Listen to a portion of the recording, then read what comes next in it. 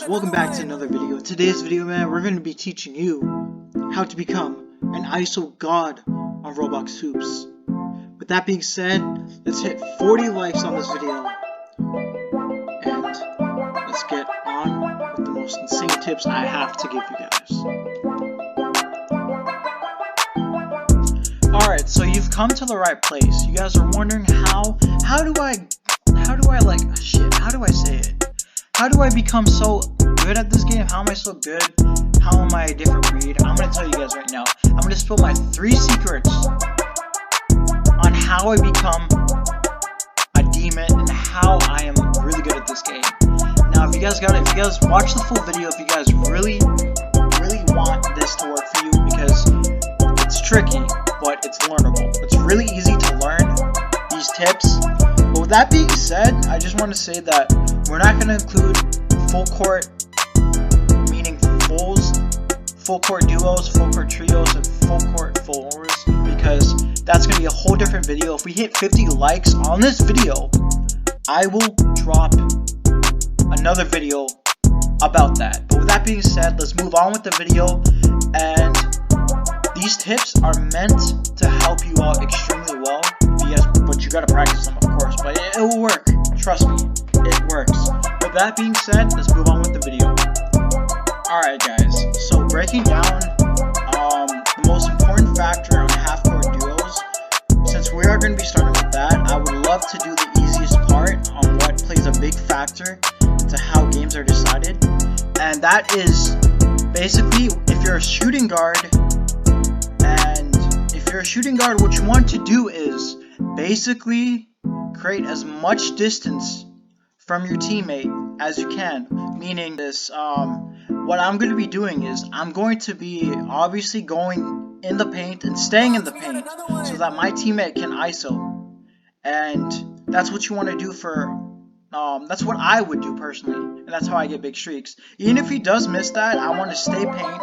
Let me explain that why I would stay paint is because one of the main reasons why I would do that is because if my teammate is killing them on the point guard position and they can't get a stop, they're gonna want to double team.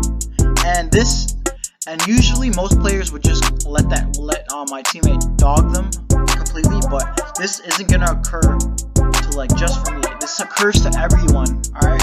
So what you wanna do is you wanna stay paint so that like right here, you wanna stay paint. Because if the guy that's guarding me in the paint goes up to double team, I'm wide open. And he can just lob the pass either 50 power, just enough to get over the double team.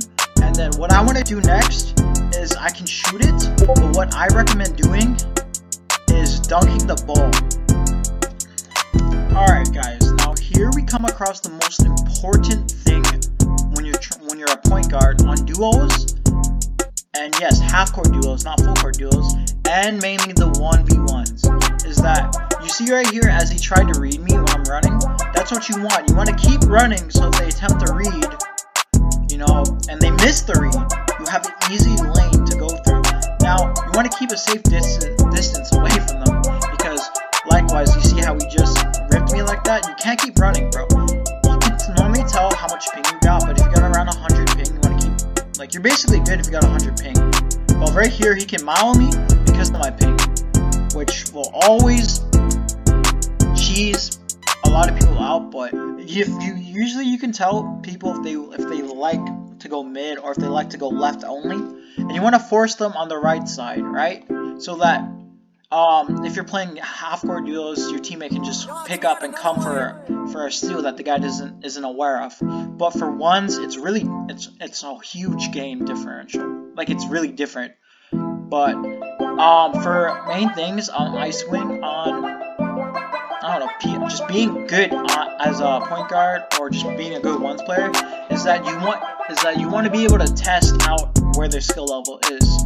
And what that means is, when you start with the ball, what you want to do is you want to make sure that you can test it properly, and that means you have your back turned and you go side to side. You go one side and then you fake them out if they're on you, or you just go side side to side, and if they don't read you, and you know how to read people, that means usually you're going to win that match. But that doesn't occur always, but it will most of the time. The last tip, meaning the third tip of this video, is basically if you're the point guard, it is your job to not get ripped by the person guarding you. If you get ripped, don't make a BS excuse saying that, oh, my team was bad, you guys had to double. If you are truly comp, or if you like truly are comp, or you're truly good, you should have 85 against them. I've played multiple comp players on duos, and I've carried a lot of bad players in my opinion, but you cannot make up an excuse if you lose. These tips are meant to make you better and make you a little bit different from every other player. Now this may not always work, but just keep practicing it and it will work. With that being said, guys, 50 likes on this video and I'll drop another video about fours and trios. With that being said, if you guys, if this helped you out, let me know in the comment sections a few days after the post if you guys do end up trying it out. With that being said, we'll also be balling out with another video. Peace.